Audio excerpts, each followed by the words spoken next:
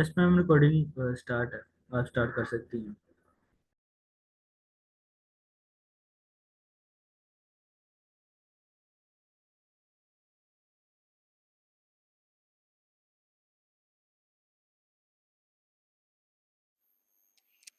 जी जी हम स्टार्ट करते हैं।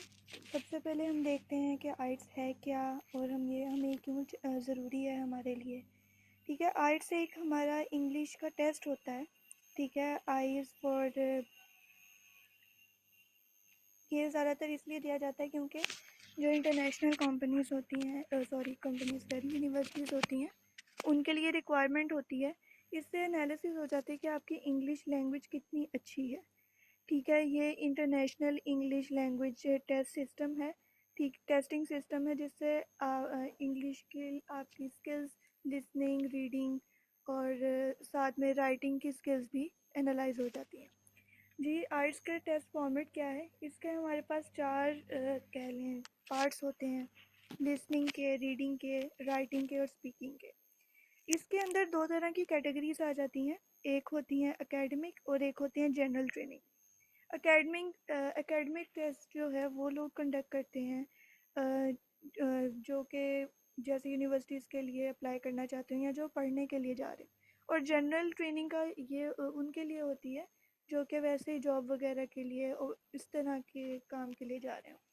तो जो लिसनिंग का पार्ट होता है ये दोनों के लिए सेम है। ठीक है, एकेडमिक के लिए भी और जनरल ट्रेनिंग के लिए भी। ठीक है, सेकंड पे जो रीडिंग का है इसके अंदर थोड़ा सा फ़र्क आता है।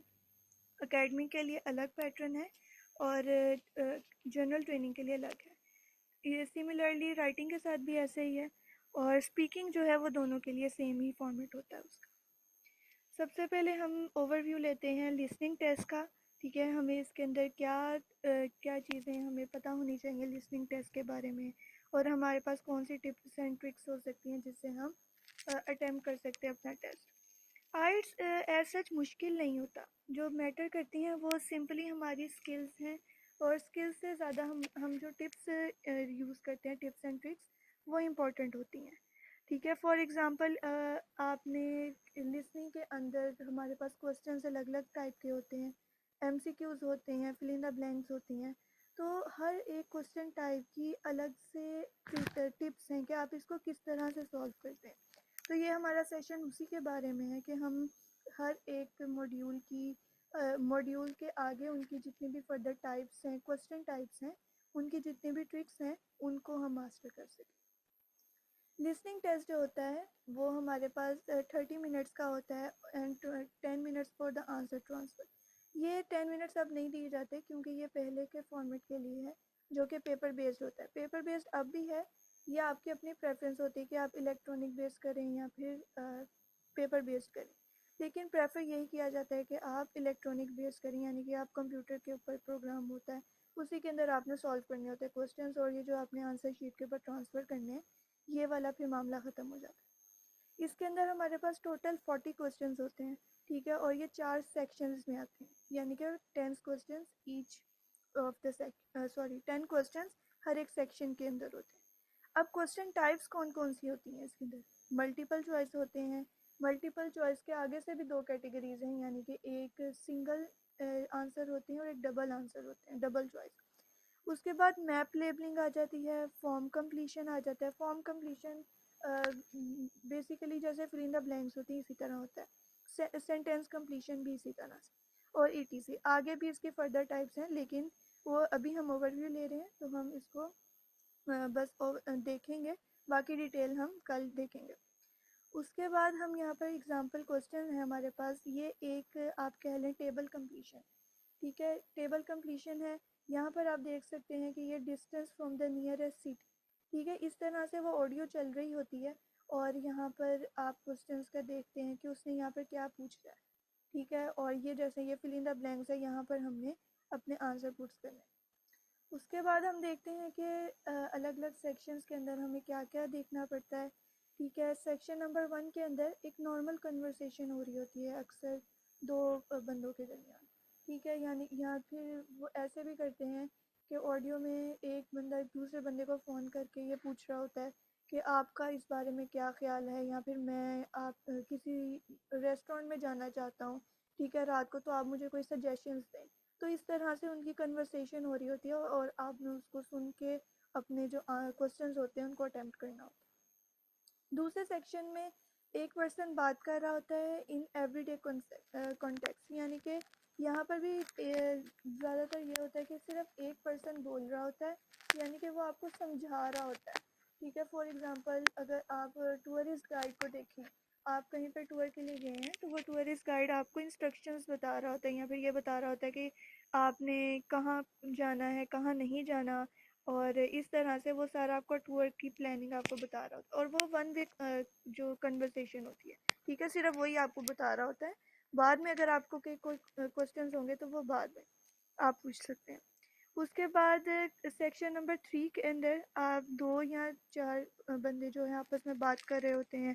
ये ज़्यादातर ये होता है कि एकेडमिक सेटिंग होती है, यानी कि फॉर एग्ज़ाम्पल 2 जो स्टूडेंट्स हैं वो आपस में बात कर रहे होते हैं किसी अपनी प्रेजेंटेशन के बारे में या असाइनमेंट के बारे में। ठीक है, एक लड़की होती है, एक लड़का होता है, वो आपस में पूछ रहे होते हैं कि आपने असाइनमेंट में क्या लिखा है और आपने क्या लिखा है, वो डिस्कशन कर रहे होते हैं। फोर्थ सेक्शन के अंदर हमारे पास मोनोलॉग होता है यूजुअली, या लेक्चर, यानी कि वो एक कोई लेक्चरर होता है, वो लेक्चर डिलीवर कर रहा होता है।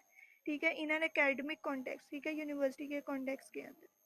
ठीक है, तो ज़रूरी नहीं है कि ये इसी तरह से हो, मतलब कि ये सिर्फ एक ओवरव्यू है कि इस तरह से जो मैंने एग्जांपल्स दी हैं आपको। ठीक है, पहले को 2 बंदे किसी और बारे में बात कर सकते हैं पहले सेक्शन में, तो इस तरह से जब हम प्रैक्टिस करेंगे तो ये हमारी क्लियर हो जाएगी। उसके बाद हमने इस जो सेक्शन है लिसनिंग वाला, इसके अंदर एग्जामिनर हमारी कौन कौन सी स्किल्स को असेस कर रहा होता है। ठीक है, हमें वो देखता है कि हमें मेन आइडियाज़ और स्पेसिफिक डिटेल्स का पता चल रहा है। ठीक है, या फिर हमें जो ओपिनियंस हैं और उसका पता चल रहा है कि कौन सा वो ओपिनियन है और कौन सा आइडिया है। ठीक है, ओपिनियन दो पर्सन्स का अपना अपना हो सकता है, इंडिविजुअल हो सकता है, लेकिन जो मेन आइडिया है वो तो एक ही रहता है।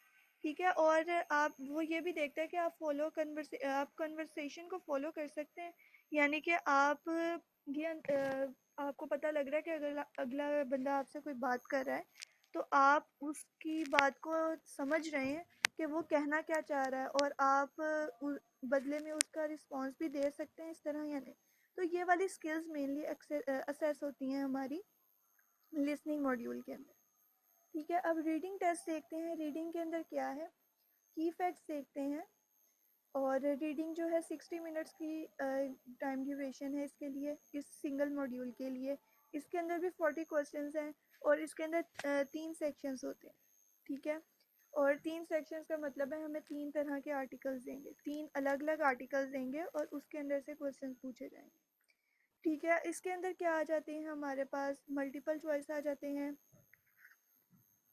ठीक है, ट्रू फॉल्स आ जाते हैं और नॉट गिवन। ठीक है, और उसके बाद आइडेंटिफाइंग व्यूज़ आ जाता है, मैचिंग हेडिंग्स आ जाती हैं। इस तरह के क्वेश्चन टाइप्स रीडिंग के अंदर होते हैं। अब इसके अंदर किस तरह के टेक्स्ट आ सकते हैं। ठीक है, यानी कि ये these are non specialist reading passages taken from magazines या फिर बुक्स, जर्नल्स और न्यूज़पेपर। ठीक है, ये पैसेजेस होते हैं, जैसे मैंने कहा कि 3 आर्टिकल्स होते हैं, तो वो 3 पैसेजेस ही होते हैं, जैसे हम 9th-10th में भी करते होते थे कि पैसेज कॉम्प्रिहेंसिव रीडिंग होती थी। उसके अंदर हमने जो ऊपर पैराग्राफ दिया होता था उसको पढ़ने के बाद नीचे दिए गए क्वेश्चंस को आंसर करना होता था, मतलब आंसर्स उन्हीं पैराग्राफ्स के अंदर से होते थे। ठीक है, इसके अंदर हमारे पास जनरल टॉपिक्स भी हो सकते हैं। ठीक है, और आर्ग्यूमेंटल भी हो सकते हैं, और डायग्राम्स और इमेजेस भी हो सकती हैं। ठीक है, ये जब हम सेकेंड वीक के अंदर हमने रीडिंग मॉड्यूल को कवर करना है, फिर उसके अंदर हम ये डिटेल से देखेंगे। ठीक है, अब इसके अंदर नोट्स में हमें कौन कौन सी चीज़ को मतलब नोट करना है कि अगर कोई डिफ़िकल्ट वर्ड आ गया, यानी कि मुश्किल वर्ड है, हर बंदे की वोकेबलरी डिफरेंट होती है, अगर आपको उस वर्ड का मतलब नहीं पता, ठीक है, तो आपने प्रैक्टिस के दौरान उसको आपने सर्च कर लेना है। ठीक है, ताकि आपकी कन्फ्यूजन क्लियर हो जाए। ठीक है, और एक्स्ट्रा टाइम नहीं दिया जाता। ये तो वो वाली बात आ गई ना, वो जो पेपर बेस्ड वाले में थी। और ईच क्वेश्चन के ईच मार्क होते हैं। ये हर एक मॉड्यूल के अंदर यही होता है कि हर जो क्वेश्चन आप आंसर करते हैं उसका 1 मार्क दिया जाता है। ठीक है, उसके अंदर आपने ये रीडिंग की टिप है कि spend no more than 1 time answering each question. ठीक है, तो आप देखें इसके अंदर हमारे पास 60 मिनट्स होते हैं। तो हमने अपने 60 मिनट्स को कैसे यूटिलाइज करना है, 1 मिनट देना है हर क्वेश्चन को, तो 40 मिनट्स हमारे वहाँ से आ गए। ठीक है, 15 मिनट हमने अपनी रीडिंग को देने हैं, रीडिंग या स्किमिंग को, और उसके बाद 5 मिनट हमने चेकिंग को देने हैं, उसका ओवरव्यू लेना है जब हमने सारा सॉल्व कर लेना है कि हमारी कोई स्पेलिंग मिस्टेक तो नहीं है या कोई और तरह की मिस्टेक तो नहीं है। तो इस तरह से आप अपना रीडिंग का टेस्ट अच्छे से दे सकते हैं। अब रीडिंग के अंदर कौन कौन सी स्किल्स वो हमारी असेस करते हैं। ठीक है, वो देखते हैं कि हमें मेन आइडिया की समझ है, हम मेन आइडिया को पढ़ पा रहे हैं इतने बड़े पैसेज में से। ठीक है, और हमने उसकी डिटेल्स को कितनी डीपली कवर किया है। ठीक है, अगर डिटेल्स हैं तो हमें उन डिटेल्स का हमने वो भी पढ़ी है, हमें सिर्फ मेन आइडिया नहीं पता, उसकी डिटेल्स भी पता है। ठीक है, और हमने उसका आइडिया हमें पता चले हर एक सिंगल लाइन का, और रिकॉग्नाइजिंग ओपिनियंस हमें, ठीक है, ओपिनियंस में फ़र्क करना है कि ये ओपिनियन है या ये फैक्ट है। उसके बाद राइटिंग एग्ज़ाम में क्या होता है, इसके अंदर हमारे पास ये 2 पार्ट्स होते हैं इसके अंदर। ठीक है, और सेक्शंस 2 होते हैं, और टाइम लिमिट भी इसकी 60 मिनट्स होती है। ठीक है, टास्क 1 और टास्क 2 इनको कहा जाता है इन सेक्शंस को। टास्क 1 के अंदर हमें 150 वर्ड्स जो हैं वो टाइप करने होते हैं। ठीक है, ये राइटिंग वाला ये मैं लिखना इसलिए नहीं कह रही क्योंकि ये पेपर बेस्ड नहीं है, हमें वहाँ पर टाइप करने हैं। तो इसके लिए आपको ये पता चल गया होगा कि आपकी टाइपिंग स्पीड भी अच्छी होनी चाहिए, क्योंकि 150 वर्ड्स आपने लिखने 150 and 250 together they become 400 and you have to write 400 words in the 60 minutes. उसके बाद आप देखेंगे कि टास्क 1 के अंदर क्या है कि वो आपको क्वेश्चन ये होता है कि वहाँ पर ना आपको एक टेबल दिया जाता है, चार्ट दिया जाता है, ग्राफ। तो या फिर ग्राफ आपको पता होगा, या फिर लाइन ग्राफ होता है जिसके अंदर लाइंस ऊपर जा रही होती हैं 2-3 की, और ग्राफ के एक्स वाई जो एक्सिस होते हैं वहाँ पर लिखा होता है कि ये चीज़ है और ये चीज़ है। तो आपने उसको जो है एक्सप्लेन करना होता है कि इस ग्राफ के अंदर वो कहना क्या चाह रहा है। इसके लिए हम जो प्रेफर करते हैं कि आप सिर्फ 20 मिनट्स लें, और ये इतना मुश्किल नहीं होता है क्योंकि आपको उन्होंने इंफॉर्मेशन दी हुई है, आपने सिर्फ उसी को आगे एक्सप्लेन करना है। ठीक है, उसके बाद सेकंड टास्क क्या है, रिस्पॉन्ड टू अ प्रॉम्प्ट। ठीक है, आस्किंग फॉर एन आर्ग्यूमेंट और point of view with an essay. इसके अंदर हमने ऐसे लिखना होता है, ऐसे राइटिंग होती है इसके अंदर मेनली। ठीक है, तो इसके अंदर आप देखते हैं कि उन्होंने आपको कोई टॉपिक दे देना स्पेसिफिक, जैसे कि अगर आपको वो क्वेश्चन भी हो सकता है कि कंप्यूटर के बारे में होता है कि आपका क्या ख्याल है कि कंप्यूटर के एडवांटेजेस या डिसएडवांटेजेस क्या हैं, और ये कैसे हमारी लाइफ को इम्प्रूव करता है, और एक स्टूडेंट की लाइफ में ये कैसे बेनिफिशियल है। तो ये वो आपको प्रॉम्प्ट दे देगा एक, और उसके बाद आपने इसके ऊपर ऐसे लिखना है। ठीक है, आप इसके अंदर एडवांटेजेस भी कवर करेंगे, डिसएडवांटेजेस भी कवर करेंगे, और एक टोटल ओवरव्यू भी कंप्यूटर टेक्नोलॉजी का आप कवर करेंगे। ठीक है, तो इसके लिए आपके पास 40 मिनट्स होते हैं, और आपकी जो वर्ड लिमिट हमारे पास 250 वर्ड्स की है। उसके बाद अब इसकी रिक्वायरमेंट्स क्या होती हैं। ठीक है, यूँ राइटिंग स्टाइल जो है हमारा वो फॉर्मल होना चाहिए। ठीक है, जैसे कि फॉर एग्जांपल हम नॉर्मल लैंग्वेज में या नॉर्मल इंग्लिश राइटिंग के अंदर हम यूज़ कर लेते हैं words ASAP for as soon as possible. ठीक है, ये एक मतलब सारे अंडरस्टूड बात है कि इसका मतलब ये है, लेकिन ये एक फॉर्मल स्टाइल नहीं है। ठीक है, ये एक इनफॉर्मल वे ऑफ कन्वर्सेशन है, तो आपने वो इस तरह के वर्ड्स यूज़ नहीं करने। ठीक है, और डिडेंट वो भी नहीं यूज़ करना, डिड नॉट लिखना। ठीक है, इसी तरह के आप वर्ड्स यूज़ करें, जैसे इजेंट हो गया, आरंट हो गया, तो वो आर नॉट इस तरह से सेपरेट करके लिखने हैं ताकि वो फॉर्मल सेंस बने। उसके बाद आपने adhere to a simple structure, आपने जितना हो सके अपना स्ट्रक्चर सिंपल रखना है, कॉम्प्लेक्स नहीं करना। अब सिंपल रखने का मतलब ये नहीं है कि आपने अपनी वोकैब जो है बिल्कुल ही मतलब लो यूज़ करनी है, ना आपने बहुत हाई वोकैब यूज़ करनी है, ना बहुत कम यूज़ करनी कम लो यूज़ करनी। ठीक है, इससे क्या होगा कि आप एक नॉर्मल रेंज के अंदर रहेंगे और आप इतना पैनिक नहीं करेंगे कि आपने बहुत कोई ना हाई फाई वोकेबलरी यूज़ करके आपको ज़्यादा मार्क्स मिलेंगे, ऐसा नहीं होता। ठीक है, और आंसर द क्वेश्चंस डायरेक्टली, जो उसने पूछा है आपने वही बताना है, अपने से कहानियाँ नहीं बनानी। कहानियाँ बनाने का ये मतलब है कि अगर वो आपसे कंप्यूटर या टेक्नोलॉजी का पूछ रहा है तो आप उसको ये नहीं बता, वो सिर्फ एडवांटेजेस और डिसएडवांटेजेस पूछ रहा है आपसे, आप उसको ये नहीं बताएंगे कंप्यूटर ऐसे इवॉल्व हुआ, पहला कंप्यूटर मशीन अबैकस थी, उसके बाद ये आया, कंप्यूटर के इतने पार्ट्स होते हैं, माउस, सीपीयू, इस तरह की चीज़ें नहीं आपने बतानी। आपने सिर्फ डायरेक्टली क्वेश्चंस को टारगेट करना है कि जो क्वेश्चन दिया गया है उसी तरह के आपने आंसर देना। Stay above the minimum word account, इन्होंने कहा मिनिमम वर्ड काउंट, यानी कि जो हमें लिमिट दी गई है 250, कोशिश करनी है 250 को अप्रोच कर लें। और बेशक जो उससे ज़्यादा एक्सीड से आप कर जाए ना लिमिट से तो वो इतना मसला नहीं होता, लेकिन कम ना हो उससे। ठीक है, जैसे अगर 250 आपकी लिमिट है ऐसे राइटिंग के अंदर, तो आप 270 260 तक भी चल जाए काफ़ी है। मिनिमम उन्होंने आपको दिया है कि 250 है। ठीक है, तो इससे आप एक्सीड कर सकते हैं, लेकिन ये भी नहीं कि अगर आपको 250 दी गई तो आप 400 वर्ड्स लिखें, ऐसा नहीं है। ठीक है, सिर्फ 250 टू 270 के दरमियान रहें, 280 के दरमियान रहें, दैट्स वेल एंड गुड। उसके बाद हम देखते हैं स्किल्स हमारी कौन कौन सी देखी जाती हैं। इसके अंदर हमारी वोकेबलरी देखी जाती है, ग्रामर देखी जाती है, स्ट्रक्चर देखा जाता है कि हमें सेंटेंस का जो स्ट्रक्चर है वो पता है, हमें टेंसेस का यूज़ करना आता है। ठीक है, टेंसेस के अंदर जैसे इज़ एम आर आपने सही लगाया है, जहाँ पे डिड यूज़ होना था वहाँ पे डिड लगाया, तो इस तरह से पास्ट टेंस प्रेजेंट टेंस का आपको सेंस है, तो आपने उसी तरह से स्ट्रक्चर जो है अच्छा बनाना है अपने सेंटेंस का। ठीक है, और अंडरस्टैंडिंग ऑब्वियसली कि आप जो लिख रहे हैं आपको पता है कि आप क्या लिख रहे हैं।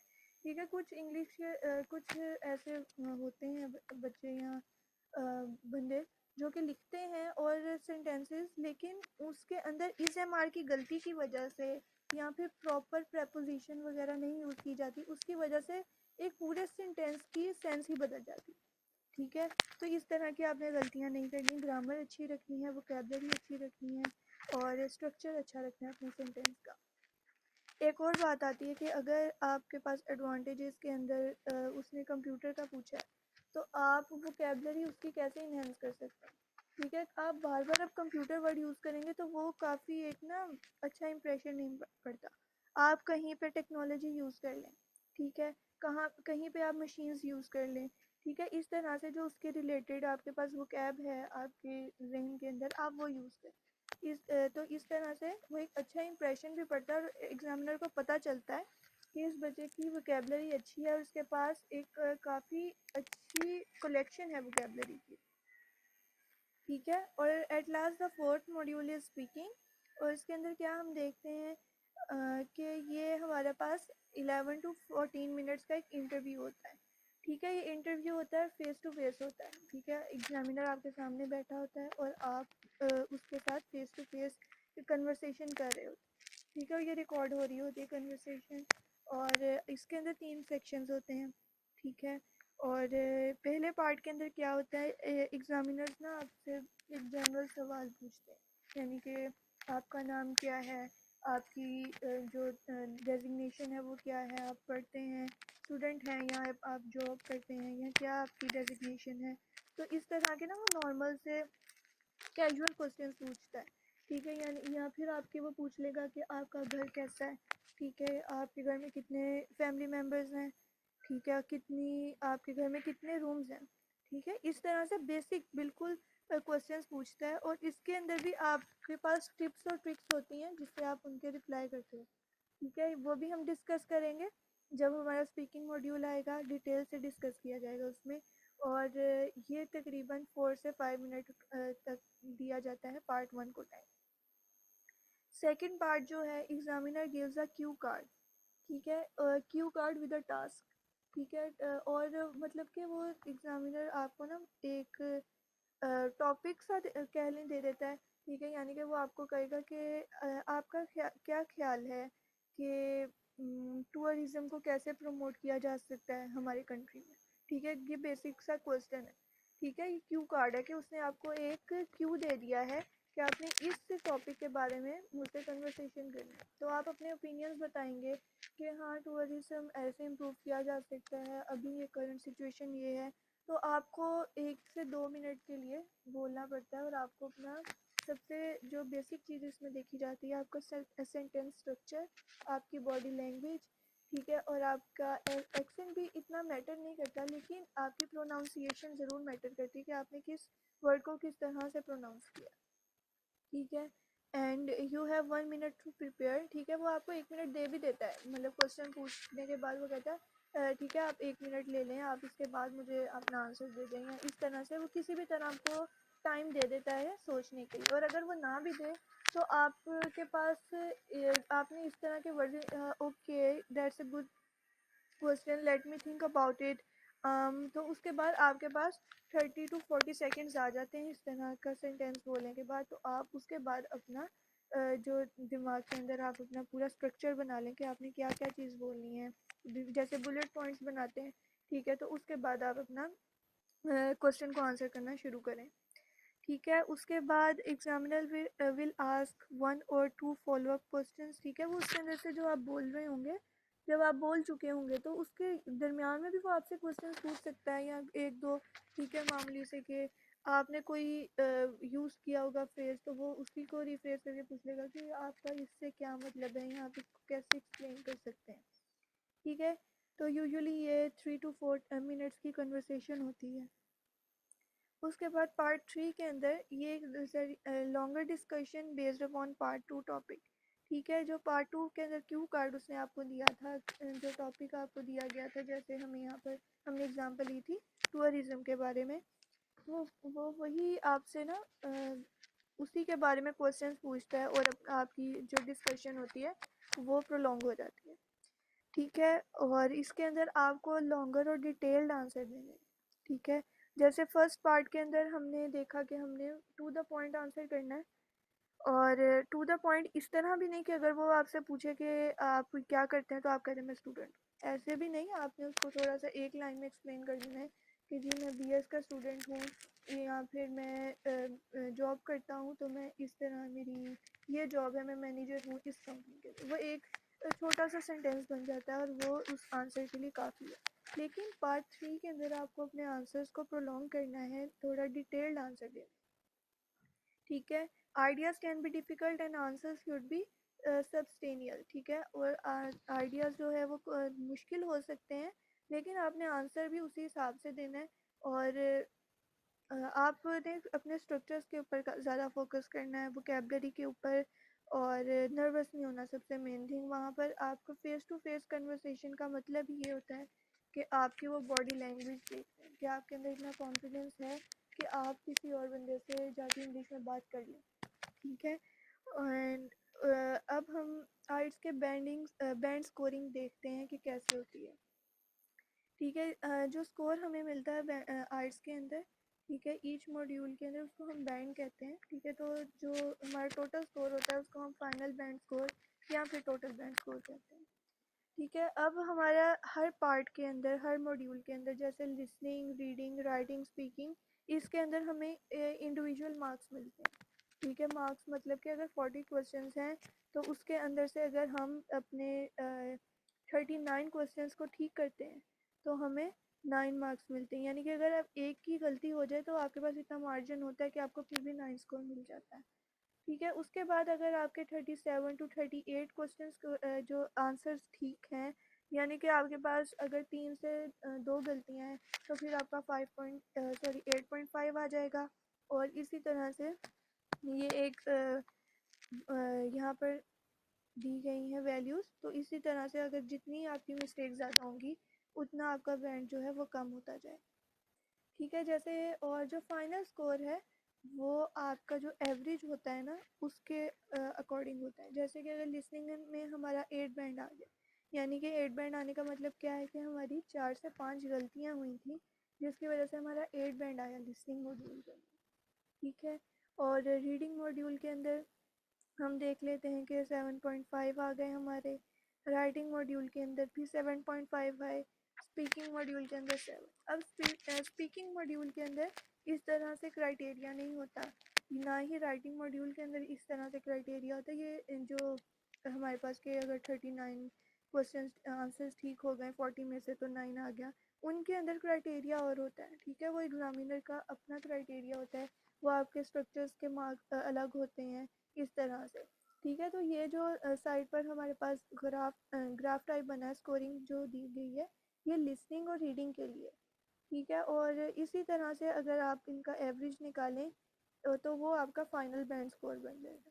ठीक है, यानी कि ये नहीं है कि आप सिर्फ लिसनिंग में 9/9 बैंड ले लेंगे तो आपका फाइनल स्कोर 9/9 आ जाएगा, ऐसा नहीं है। सभी मॉड्यूल्स के अंदर आपको इक्वल एफर्ट्स करनी पड़ेंगी।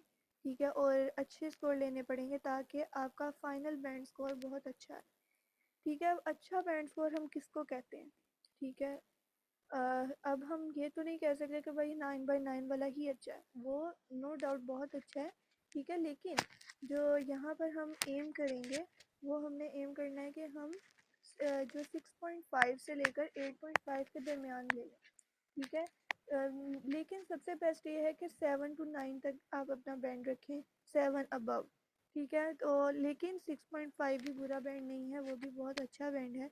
लेकिन जो यूनिवर्सिटीज़ हैं, आपको पता है कि आपकी जितने ये एक नॉर्मल कह लें कि सिनेरियो है, नॉर्मल एक कॉमन सेंस वाली बात है कि जिसके मार्क्स ज़्यादा अच्छे होते हैं उसको मेरिट पे ज़्यादा प्रेफरेंस मिलती है, उसको ज़्यादा यूनिवर्सिटीज़ प्रेफर करती हैं कि ज़्यादा मार्क्स वाले स्टूडेंट्स हैं।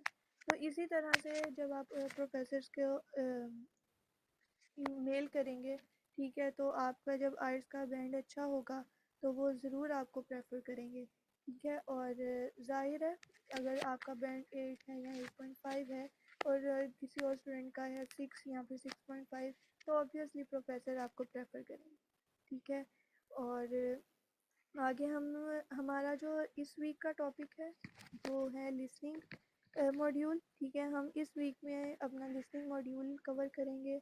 आउटलाइन जो है हमारी वो हमें गूगल डॉक के अंदर आपको स्लैक पे मिल जाएगी। ठीक है, और आज हमने जो पढ़ना था वो था ओवरव्यू ऑफ द आइट्स, और हमने टिप्स एंड ट्रिक्स देखी कि कौन कौन सी टिप्स हो सकती हैं। वो फर्दर हम अब लिसनिंग की इंस्ट्रक्शंस देखेंगे। ठीक है, और क्या क्या टिप्स हो सकती हैं या इंस्ट्रक्शंस हो सकती हैं जो कि हमें आर्ट्स की लिसनिंग मॉड्यूल के अंदर या लिसनिंग टेस्ट को अटेम्प्ट करते हुए ज़रूर अपने जहन में रखेंगे। ठीक है, पहली बात, अगर आपने को ऑडियो नहीं क्लियरली सुन रही तो आपने फ़ौरन से वहाँ पे जो भी स्टाफ होगा या फिर जो आपको कोऑपरेट कर रहा होगा आपके साथ या मॉड्यूल से जो भी होगा, आपने उसको बताना है। ये तब की बात है जब आपने आइट्स का टेस्ट देने जाना है टेस्ट सेंटर में। ठीक है, आपने इंस्ट्रक्शंस को अच्छी तरह से फॉलो करना है। ठीक है, इंस्ट्रक्शंस आपको हर क्वेश्चन के स्टार्ट में दी गई होती हैं कि आपने इस क्वेश्चन के अंदर कितनी वर्ड लिमिट के अंदर आपने आंसर करना है। ठीक है, या फिर आपने मैचिंग हेडिंग मैच करनी है हेडिंग्स को या क्या, तो वो क्वेश्चन के अंदर क्लियरली मेंशन होता है, तो आपने उसको ज़रूर बॉदर करना है। ओके, ठीक है, और ये बात है कि आप एक बात ये भी है कि जब आप प्रैक्टिस कर रहे होते हैं ना इस तरह के क्वेश्चंस को, जब हम एग्नोवेट वगैरह जो हमारे पास हैं वेबसाइट्स हैं आर्ट्स की प्रैक्टिस की, जब आप वहाँ पर प्रैक्टिस कर रहे होते हैं ना तो एक रिदम आपका बन जाता है। ठीक है, कि यहाँ पर तो वन वर्ड आंसर ही आना है। ठीक है, जब वहाँ पे ब्लैंक्स आ जाती हैं या फिर फॉर्म कंप्लीशन का आ जाता है तो आपको यही होता है कि यहाँ पर तो सिर्फ एक वर्ड ही आना था। पहले भी तो मैंने प्रैक्टिस की, तो वो एक अनकॉन्शियसली ना हमारा ब्रेन अडाप्ट कर लेता है उस कह लें कि रिपीटेड इंस्ट्रक्शन को कि भाई अब आगे भी इसी तरह के होंगे। लेकिन आगे जाकर कोई किसी क्वेश्चन के अंदर वहाँ पे लिमिट एक्सीड भी कर जाती है, या फिर वो आपको कह देता है कि 2 वर्ड्स के अंदर आप आंसर कर दें या फिर 1 वर्ड एंड और नंबर। ठीक है, फिर मेरे साथ भी इसी तरह हुआ था। मैं जब एक्नोवेट में प्रैक्टिस कर रही थी तो वो अक्सर मतलब कह लें कि 90% अगर वो आपको कह रहा है ना कि answer in word word 1 word only, तो इसका ये मतलब नहीं है कि आपको जो बाकी 10% है वो भी इसी तरह की इंस्ट्रक्शन होगी, ठीक है। तो इसी तरह से मेरे 2-3 क्वेश्चंस गलत हो गए प्रैक्टिस के दौरान, ठीक है, क्योंकि मैंने इंस्ट्रक्शन को नहीं पढ़ा, मैंने उसको इग्नोर कर दिया, बॉदर नहीं किया, क्योंकि मुझे था कि सेम होती है। तो उस गलती से मैंने सीखा और हमेशा अब शुरू में इंस्ट्रक्शन लाजमी पढ़े। उसके बाद हमारे पास listen for the specific information you want, ठीक है। वो आपको ये नहीं है कि वो आपको सिर्फ स्पेसिफिक इंफॉर्मेशन ही दे रहे होते हैं वॉइस के अंदर, वो आपके पहले पूरा एक बैकग्राउंड बनाते हैं बात का, ठीक है। उसके बाद वो आपसे जो आपके क्वेश्चंस होते हैं उसको आंसर करते हैं, और आपने उस वॉइस के अंदर से ढूंढना होता है कि आपको कहाँ पर आपका जो मतलब का आंसर है वो दिया गया, ठीक है। तो आपने इसके लिए बेस्ट टेक्निक ये होती है कि आप जो है ना क्वेश्चंस को जब पढ़ते हैं fill in the blanks for example, तो आपने हाईलाइट कर लेना है जो उसका कीवर्ड होगा। तो जब वो कीवर्ड आपको अपनी वॉइस के अंदर सुनेगा, जो वो एग्जामिनर की वॉइस होती है, यहाँ पे जो वहाँ पे ऑडियो प्ले हो रही होती है, जब आपको ऑडियो के अंदर वो वर्ड सुनता है तो आप ना अलर्ट हो जाते हैं और आपको पता चल जाता है कि भाई अब मेरा आंसर आने वाला है, तो आप उसको गौर से सुनने लग जाते हैं, ठीक है। Try and anticipate what the speaker will say, this will require concentration, ठीक है। आपने उसकी बात को गौर से सुनना है, और जैसे कि अगर आप किसी की बात सुन रहे हो तो आपको अंदाज़ा हो जाता है कि ये आगे ये वाली बात करेगा, ठीक है। तो आप जब अंदाज़ा हो जाएगा तो आपने अलर्ट हो जाना अगर आपके जो कीवर्ड से मिलता जुलता कोई वर्ड आ जाए।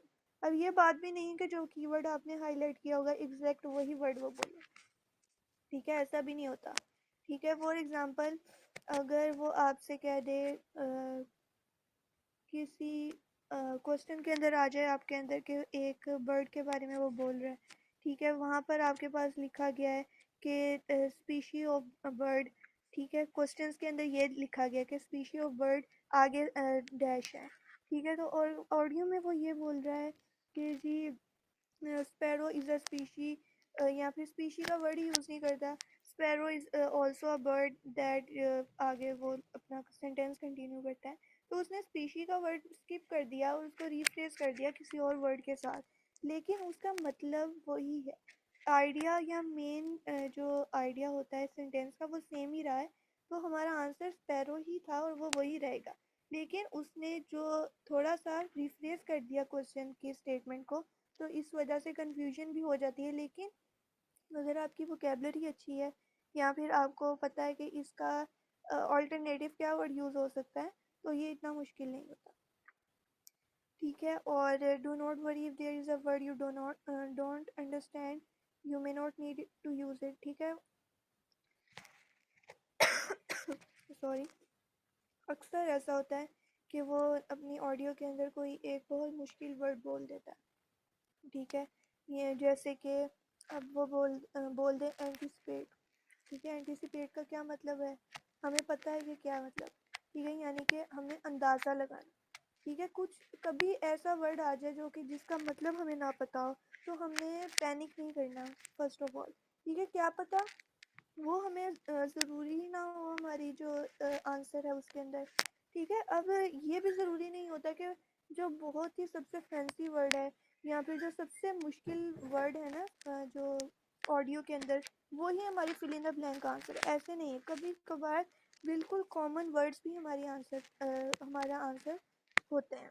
तो इसीलिए सिर्फ फैंसी वर्ड्स के ऊपर फोकस नहीं करना, पूरे के पूरे वर्ड्स के ऊपर फोकस करना और पैनिक नहीं करना, ठीक है। और आप जो मैं ये बोल रही हूँ टिप्स, ये आप ज़रूर अपने पास रजिस्टर्स पे यहाँ पे जहाँ पर भी आप नोट करें वहाँ पे बुलेट पॉइंट्स बनाकर ज़रूर लिखें, ताकि जब आप लिसनिंग की जब भी प्रैक्टिस करें तो आपके जहन में हो कि मैंने ये चीज़ को पॉइंट आउट करना, ठीक है। और अब ऐसे अगर आप अब लेक्चर ले लेंगे और बेशक आप रात को प्रैक्टिस करें या फिर ना करें, या फिर अगर आपने वीकेंड पे प्रैक्टिस करनी है, तो वो सारी बातें आपका माइंड नहीं उस वक्त पे कंटेन कर सकता, आपको कुछ बातें हो जाती हैं। तो इसलिए बेहतर ये है कि आप उसको रिटन फॉर्म में लिख लें साइड पर, ताकि ये जो टिप्स हैं ये आपके पास सेव रहें, और जब भी आपने कोई प्रैक्टिस करनी तो आप एक नज़र डालें इन टिप्स के ऊपर और अपनी जो प्रैक्टिस शुरू करें। ठीक है। मैं तो इसी तरह करती थी जब मैंने सेशंस लिए, तो मैंने एक नोट्स बना लिए, पॉइंट्स नोट डाउन कर लिए कि ये पॉइंट्स हैं, ठीक है, ये पॉइंट को हमने टारगेट करना है और ये इस गलती को नहीं दोहराना, तो इससे ये आसान हो जाता है। अभी आगे जाके जब हमारे पास हर क्वेश्चन टाइप की अलग से स्ट्रेटजी होगी ना, तो वो फिर वो काफ़ी ना इम्पोर्टेंट होती है, ठीक है। और अगर आपको वो याद ना रहे एट द टाइम, तो फिर क्या करेंगे आप दोबारा से लेक्चर्स खोलेंगे, दोबारा से लेक्चर्स शुरू से देखेंगे, फिर आप नोट डाउन करेंगे। तो इसलिए बेहतर नहीं कि आप साथ साथ एक ही रजिस्टर पे या 2-3 पेजेस ले लें या लूज शीट्स के, तो आप वहाँ पर ही लिखते जाएं, और जब आपने प्रैक्टिस करनी हो तो एक नज़र आपको मारनी पड़े बस। ठीक है, आगे हम चलते हैं। Do not if you do not know the answer to a question attempted but do not waste time. ठीक है, अगर आपको एक क्वेश्चन आपको लगता है कि आपका स्किप हो गया, ठीक है, तो और एक और बात, सबसे मेन बात ये है कि ऑडियो जो हमारी प्ले हो रही होती है, वो सिर्फ एक दफ़ा प्ले होगी, वो दोबारा से रिपीट नहीं होती, ठीक है। यानी कि आप उसको स्टॉप भी नहीं कर सकते, ना ही आप उसको रिवाइंड कर सकते हो, ठीक है। तो इसीलिए आपने बहुत कंसंट्रेशन से अपने क्वेश्चंस को देखना है, और जो वो बोल रहा होगा उसके ऊपर पूरा कंसंट्रेट करना है, ताकि आपका मिस ना हो जाए, ठीक है। और अगर आप वो मिस कर भी दें, तो आपने वो जगह खाली नहीं छोड़नी है, आपने कुछ ना कुछ उसके अंदर वर्ड डाल देना है, ठीक है। लेकिन आपने सोचने में टाइम नहीं वेस्ट करना, ठीक है। और लिसनिंग में सबसे बड़ी बात, लिसनिंग और रीडिंग के अंदर ये है कि आपने अपनी क्रिटिकल थिंकिंग को मिक्स नहीं करना ऑडियो के साथ, या फिर जो एग्जामिनर आपसे बोल रहा है, ठीक है, उसके साथ आपने मिक्स नहीं करना, आपने खुद से एंटिसिपेट करके आंसर नहीं लिखना, ठीक है। जो ऑडियो के अंदर होगा वही लिखना है, ठीक है। Be careful with your spelling and grammar, ठीक है। स्पेलिंग के साथ और ग्रामर के साथ हमने केयरफुल रहना है। ग्रामर की एज सच यहाँ पर ज़रूरत नहीं पड़ती, ठीक है। ग्रामर ये इन सेंस ये कह रहा है कि आपने जो कॉमन वर्ड्स, ठीक है, ये उनका ख्याल रखना है कि जो कॉमन वर्ड्स होते हैं या प्रॉपर कॉमन नाउन्स और प्रॉपर नाउन्स होते हैं, उनके अंदर कैपिटल वर्ड्स हमारे फर्स्ट लेटर आता है प्रॉपर नाउन के अंदर, ठीक है। लेकिन इसको भी ओवरकम करने के लिए जो टिप है वो हम आगे देखेंगे। उसके बाद डू नॉट पैनिक, ठीक है। हमने पैनिक नहीं करना अगर आपको कोई टॉपिक मुश्किल लग रहा है या फिर स्पीकर जो है बहुत तेज़ी से बोल रहा है, ठीक है, आपने रिलैक्स करना है और सिर्फ कंसंट्रेट करना है। पैनिक करने से कुछ नहीं होगा, आपने सिर्फ कंसंट्रेट करना है, ठीक है। और जो एक इम्पॉर्टेंट बात है कि आपने read write and listen at the same time, आपने ऑडियो को सुनना भी है, ठीक है। और उसके बाद हमने जो लिखना भी है, ठीक है, एक ही टाइम पर। और आपने एनालाइज भी यही करना है, साथ साथ करना है, यानी कि आप 2-3 काम साथ साथ कर रहे होगे, ठीक है। फॉर एग्ज़ाम्पल आपने हाईलाइट किया हुआ है अपना वर्ड अपने क्वेश्चन के अंदर, ठीक है। उसके बाद आपकी ऑडियो प्ले हो रही है, आपने ऑडियो को भी सुनना है, आपने रीड भी करना है अपना जो हाईलाइटेड वर्ड है या फिर जो क्वेश्चन है उसको भी साथ साथ पढ़ना है, और आपने लिखना भी साथ साथ है, टाइप भी साथ साथ करना है अपना। यानी कि ये एक स्ट्रेटजी होती है, यहाँ पे ये कॉम्बिनेशन ऑफ स्किल्स है जो कि आप यूज़ करेंगे, और ये आपकी कैसे इम्प्रूव होंगी जब आप प्रैक्टिस करेंगे ऑब्वियसली, ठीक है, ठीक है। और आपने फोकस उसी पे करना है जो आपसे पूछा जाएगा, ठीक है। और क्वेश्चन टाइप्स को आपने ज़रूर जहन में रखना है कि ये क्वेश्चन टाइप है, इसकी ये स्ट्रेटजी है, ठीक है। और सारे जो कहते हैं ना, सारे नंबर सिर्फ और सिर्फ स्ट्रेटजी और टिप्स एंड ट्रिक्स के। उसके बाद आपने जैसे यहाँ पर एक एग्जांपल दी गई है, pay attention to the word limit. जैसे मैंने आपको बताया था वर्ड लिमिट को काफ़ी जो इंस्ट्रक्शंस दी जाएंगी उसके ऊपर काफ़ी काफ़ी आपने फोकस करना है। If you are asked to complete a sentence using no more than 2 words, ठीक है, नो मोर देन 2 वर्ड्स, ये आपके पास इंस्ट्रक्शन है कि आपने 2 से ज़्यादा अल्फाज यूज़ नहीं करने। If the correct answer is leather coat, the answer coat made of leather would be incorrect, ठीक है। अब फॉर एग्जांपल ऑडियो में आपको ये बोलता है कि कोट मेड ऑफ लेदर, ठीक है, और जो हमारे पास आंसर की लिमिट है वो सिर्फ 2 वर्ड्स की है, तो आप क्या लिखेंगे, लेदर कोट लिखेंगे, ठीक है। इस तरह से आपको मेन आइडिया भी समझ आ गया और आपने वर्ड लिमिट के अंदर ही रहे हैं और आपने उसको एक्सीड नहीं किया। ठीक है, उसके बाद question ask you to complete the note आपने कंप्लीट करना है। उसके अंदर आपके पास आ जाता है इन द मॉर्निंग, या फिर ये आपको बोला जाता है ऑडियो के अंदर। ठीक है, लेकिन आपने आंसर क्या आएगा, मॉर्निंग आएगा। क्यों? क्योंकि जो हमारे पास वर्ड लिमिट थी वो वन वर्ड की थी। ठीक है, आपने सारे क्वेश्चंस को अटेम्प्ट करना है और नेगेटिव मार्किंग नहीं होती, तो इस वजह से, इस डर से आपने क्वेश्चन छोड़ना नहीं है और एंड पर अपने क्वेश्चंस को ज़रूर चेक करना है कि मैंने सारे क्वेश्चंस अटेम्प्ट कर लिए हैं और कोई मेरी मिस्टेक तो नहीं है। ठीक है, और वही मुश्किल वर्ड्स के ऊपर आपने पैनिक नहीं करना, और आंसर अगर आपको नहीं पता तो आपने उसको अटेम्प्ट ज़रूर कर लेना है।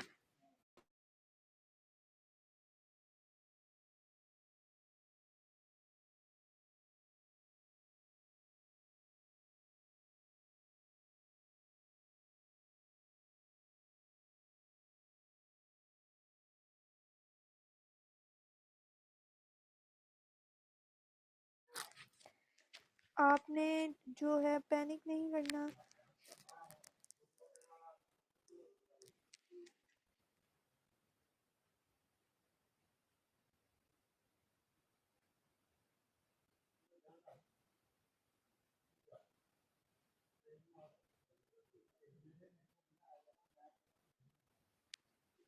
Hello, am I audible? Yes, ma'am, you are audible. Okay, sorry, बीच में मेरे ख्याल से आवाज़ चली गई थी। ओके, तो आपने अपने स्पेलिंग और ग्रामर के साथ बहुत केयरफुल रहना है। ठीक है, स्पेलिंग आपने एंड पर जो आपको एक या 2 मिनट देता है, वो जो ऑडियो के अंदर भी वो देते हैं कि आपके पास 1 मिनट है, आप अपने आंसर्स को रिव्यू कर लें, तो आपने तब भी अपने स्पेलिंग्स को ज़रूर देखना है। ठीक है, और टॉपिक डिफ़िकल्ट हो तो या फिर कोई जैसे टॉपिक, अगर कोई साइंस स्टूडेंट अटेम्प्ट कर रहा है क्वेश्चन और उसके अंदर वर्ड ओबेसिटी आ जाता है, तो उस साइंस स्टूडेंट को वर्ड ओपेसिटी का मतलब नहीं पता होगा। क्यों? क्योंकि ओपेसिटी एक साइंटिफिक टर्म है जिसका मतलब मोटापा होता है। ठीक है, मैं एक साइंस स्टूडेंट हूँ, मुझे पता है, लेकिन अगर कोई कंप्यूटर स्टूडेंट जाकर वो क्वेश्चन अटैम्प्ट करने की कोशिश करेगा, उसको वो कोर मीनिंग नहीं पता होगा ओपेसिटी का। ठीक है, लेकिन इसका ये मतलब नहीं है कि आपको अगर एक वर्ड का मतलब नहीं पता तो आपका सारा कुछ ही जो आपका जी, आप सोचेंगे कि मेरा तो ये बहुत मुश्किल आ गया, मुझसे होना ही नहीं है। ऐसा नहीं है, आपने रिलैक्स करना है। क्या पता अगर वो शुरू में उसने वर्ड ओपेसिटी यूज़ किया है तो आगे जाके वो उसको थोड़ा सा एक्सप्लेन भी कर दे कि ओपेसिटी होता क्या है, या फिर वो कुछ इस तरह के टर्म्स यूज़ कर लें जिससे आपको अंदाज़ा हो जाए कि हाँ, ओपेसिटी का मतलब तो ये है। ठीक है, तो इसी तरह पैनिक नहीं करना, आपने कंसंट्रेशन से सुनते रहना है। जो वर्ड का मतलब नहीं पता उसको स्किप करें। ठीक है, लेकिन प्रैक्टिस के दौरान अगर कोई ऐसा वर्ड आ जाता है जो आपको ना पता हो, आपने ज़रूर उसी वक्त उसको सर्च करना है डिक्शनरी या फिर गूगल के अंदर, और आपने उसका मतलब ज़रूर देखना है ताकि आपकी वोकेबलरी साथ साथ बिल्डअप होती जाए। ठीक है, और आपने उसी पे फोकस करना है जो आपसे पूछा जा रहा है। ठीक है, मेरे ख्याल से ये पिछले वाला ही रिपीट हो गया। Okay, so tips for the listening test. अब ये हमारे पास टिप्स क्या हैं? ठीक है, सबसे पहली टिप हमारे पास कैपिटल लेटर्स के अंदर आपने अपने आंसर्स लिखने हैं। ठीक है, सारे जो लेटर्स होंगे वो कैपिटल होंगे आंसर में। इससे ये होता है कि जो वो प्रॉपर और कॉमन नाउन की कंफ्यूजन होती है ना, वो ख़त्म हो जाती है। ठीक है, और आपने प्रैक्टिस ज़रूर डेली करनी है अपनी स्किल्स को इन्हेंस करने के लिए। एग्नोवेट के ऊपर प्रैक्टिस कर लें या फिर और प्लेटफॉर्म्स हैं वहाँ पर जाके प्रैक्टिस कर लें। ये कोर्स आउटलाइन के अंदर हमने वहाँ पर आपको दी हुई हैं कि आप कौन कौन सी यूज़ कर सकते हैं। ठीक है, उसके बाद आपने जो प्रैक्टिस के दौरान है आप रिकॉर्डिंग्स को रिपीट कर सकते हैं। ठीक है, प्रैक्टिस के दौरान आपके पास ये ऑप्शन होता है कि आप दोबारा से ऑडियो को रिवाइंड करके या उसको पॉज करके आप सुन लें। ठीक है, तो इस तरह से आपने प्रैक्टिस करनी। ये नहीं कि प्रैक्टिस में एक वर्ड गुजर गया तो नहीं, मैंने पीछे नहीं करना, इस तरह से तो मेरी प्रैक्टिस जो है वो सही से नहीं होगी। तो ऐसा नहीं है, आपने ज़रूर जो रिवाइंड करके आपने देख लेना है। ठीक है, और सुन लेना है। अगर कोई चीज़ मिस हो गई है तो उसको दोबारा से शुरू से कर लेना है, ठीक है।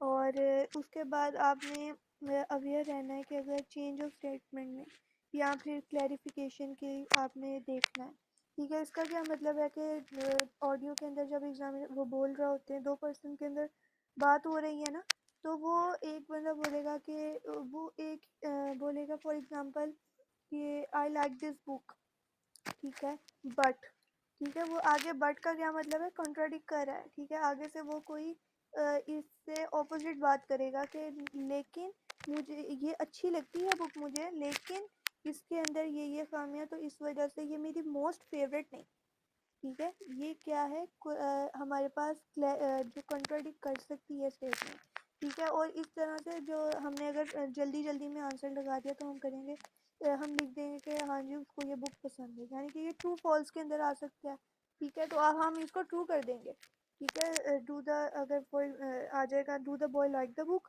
तो हम उसको यस कर देंगे, ठीक है। लेकिन उसने आगे बता दिया है कि वो उसको पसंद करता है, लेकिन वो उसकी मोस्ट फेवरेट नहीं है, ठीक है। इस तरह से आपने जो चेंज इन स्टेटमेंट आता है ना, उसके ऊपर लाजमी फोकस करना है। उसके बाद आपने क्लैरिफिकेशन देखनी है, ठीक है। वो अपने वर्ड्स को क्लैरिफाई कर देगा, ठीक है, जैसे इसने भी किया, मुझे वो बुक अच्छी लगती है लेकिन ये मुझे मेरी मोस्ट फेवरेट नहीं है। उसके बाद आपकी क्या, और आप डेली लाइफ के अंदर क्या टिप्स यूज़ कर सकते हैं। पहली तो प्रैक्टिस की आ गई, दूसरी आपने इंग्लिश के लिए प्रैक्टिस करनी है, ठीक है। अपने कोलीग्स के साथ, के क्लास फेलोज़ के साथ या फिर फ्रेंड्स के साथ आप कोशिश करें 5 से 10 मिनट इंग्लिश में बात करें, ठीक है। कोई अगर अगर कोई आपका फ्रेंड आपके साथ कर रहा है तैयारी आर्ट्स की, ठीक है, वो भी देना चाहता है तो आप उसके साथ कर लें, ठीक है। नॉर्मल कन्वर्सेशन आप अपनी ज़िंदगी की आप इंग्लिश में करना शुरू करें, ठीक है। और आप इंग्लिश में सोचें, ठीक है। जैसे हम अगर फारिग हो तो हम इंग्लिश में जो स्ट्रक्चर बना लेते हैं दिमाग में, तो वो सोचें, ठीक है। लेकिन वो स्ट्रक्चर सोचने में और उसको अपनी ज़िंदगी में बोलने में बहुत फ़र्क होता है, ठीक है। तो इसलिए आपने कोशिश करनी है कि आप बोल के भी प्रैक्टिस करें। आपने अपनी रीडिंग को इम्प्रूव करना है, इंग्लिश बुक्स पढ़ें या न्यूज़पेपर पढ़ें, ठीक है। इससे आपकी वोकेबलरी भी काफ़ी अच्छी होती है, ठीक है, फर्स्ट ऑफ ऑल। और दूसरी आपकी रीडिंग स्पीड इम्प्रूव होगी, ठीक है। और तीसरी बात, आपको वो आइडिया हो जाएगा कि आप जब आप रीड कर रहे होते हैं ना, तो आप उसको अपने जहन में भी पढ़ रहे होते हैं। तो इसी तरह से वो आपकी जो क्रिटिकल थिंकिंग को भी इम्प्रूव करेगा और आपके लिए वो आइडियाज़ भी जनरेट करेगा। और सबसे मोस्ट इम्पोर्टेंट वोकेबलरी आ जाती है कि आपकी वोकेबलरी और आपकी रीडिंग स्पीड इम्प्रूव होगी। आपने इंग्लिश मूवीज़ देख लें और उसके लेकिन विद सबटाइटल्स देखें, ठीक है, ताकि आप के अगर कोई वर्ड आपको उसके एक्सेंट की वजह से या उसके तेज़ बोलने की वजह से समझ नहीं आया, तो आप उसके सबटाइटल्स में देख लें। इससे भी काफ़ी इंग्लिश के ऊपर फ़र्क पड़ता है, ठीक है। इससे आपकी लिसनिंग जो है वो इम्प्रूव होगी, ठीक है। और आप अगर इंग्लिश म्यूज़िक को सुन रहे हैं तो आप उसकी लिरिक्स के ऊपर ज़रूर फोकस करें, इससे भी काफ़ी फ़ायदा होता है। So that was all for today. हमने आज टिप्स भी देखी, लिसनिंग की और ओवरव्यू देखे सारे के 4 मॉड्यूल्स के, ठीक है। नेक्स्ट इंशाल्लाह हम अब अपने जो लिसनिंग टेस्ट के अंदर जो क्वेश्चन टाइप्स हैं उनको कवर करेंगे। तो अगर किसी का कोई क्वेश्चन है तो वो कर सकता है, या फिर जो है इनबॉक्स के अंदर ड्रॉप कर दे।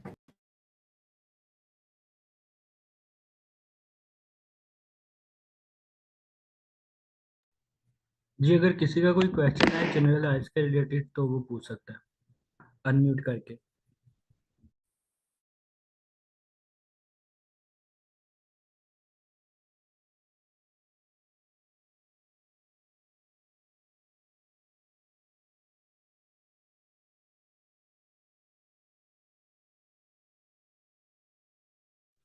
जी सर, उमर आप पूछ सकते हैं क्वेश्चन।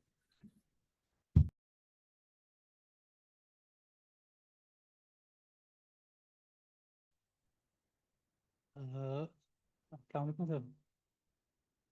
वालेकुम सलाम सर। अच्छा, एक बात कहनी थी, ये जो मैम कह रही थी repeat recording again and again, मतलब जब आप प्रैक्टिस कर रहे हो तो आप अपनी जो रिकॉर्डिंग को बार बार रिपीट कर लें। तो इसका ना हमें एक तो नुकसान ये होगा कि हमने जो चीज़ एक दिन में सीखनी है या 2 दिन में सीखनी है ना, तो क्योंकि जो हमारा फाइनल टेस्ट होता है ना आर्ट्स में, उसमें एक ही दफ़ा ये चीज़ होती है कि मतलब हम दोबारा रिपीट नहीं कर सकते हमारी जो रिकॉर्डिंग होती है। तो अगर हमें ये आदत पड़ जाएगी, अगर हम बार बार इसको रिपीट करेंगे, तो हमने जो चीज़ 2 दिन या 3 दिन में सीखनी है वो हम मे भी हफ्ता लगा दें या 2 हफ्ते लगा दें। तो इससे अच्छा ये नहीं होगा कि हम उस चीज को अगर एक ही दफा में करें, अगर हमसे मतलब आंसर नहीं हमें आते, तो हम दोबारा से मतलब प्रैक्टिस दोबारा से शुरू कर लें। जी, ये आपने बात ठीक की है। ठीक है, पहली बात ये आपने स्टेप वाइज़ चलना होता है। पहला आपका जो स्टेप ये होगा कि आपने जो अपनी लिसनिंग जो है वो इम्प्रूव करनी है। दूसरा स्टेप आपका ये होगा कि आपने जो आपकी है ना टाइम लिमिट जो आपको दिया गया होता है, आपने उसके अंदर पूरा होता है। ठीक है, तो इस तरह से शुरू में आप ज़रूर इस तरह से ऑडियो अपनी रिपीट कर लें। ठीक है, इससे फ़ायदा ये होता है कि आप जो आप पैनिक नहीं करते। ठीक है, अगर आपको कुछ मिस हो गया तो आप रिपीट कर लें, लेकिन मैं ये नहीं कह रही कि आप हर क्वेश्चन के बाद रिपीट करें। ठीक है, ये एक तरह से आपने सेल्फ एनालिसिस करना है। ठीक है, आप जो शुरू-शुरू में क्वेश्चंस आप रिपीट कर लें, सॉरी ऑडियो रिपीट कर लें। ठीक है, लेकिन जब आप मॉक दें, ठीक है, आप पूरा वीक प्रैक्टिस करें, लेकिन जब आप मॉक टेस्ट अटेम्प्ट करें लिसनिंग मॉड्यूल का, तो आप वहाँ पर बिल्कुल भी रिपीट ना करें। ठीक है, आपने यही कोशिश करनी है मॉक टेस्ट में कि आप रिपीट बिल्कुल भी ना करें, लेकिन अगर कहीं ज़रूरत पड़ती है एक या आध बार तो आप कर लें। ठीक है, क्योंकि वो सिर्फ एक प्रैक्टिस है। ठीक है, इसका ये मतलब नहीं कि आपकी वो हैबिट डेवलप हो जाएगी। आपने खुद को खुद ही एनालाइज करना है, खुद ही अपनी प्रैक्टिस करवानी है। आपको सबसे बेहतर पता है कि आपकी वीकनेस क्या है। ठीक है, तो इसलिए आप शुरू में ज़रूर उसको करें जब आप सेक्शन वाइज प्रैक्टिस करें, लेकिन जब आप एट द एंड आप उसकी मॉक टेस्ट की प्रैक्टिस करेंगे तो आप बिल्कुल भी रिपीट ना करें ऑडियो। ठीक है, I hope I have answered your question.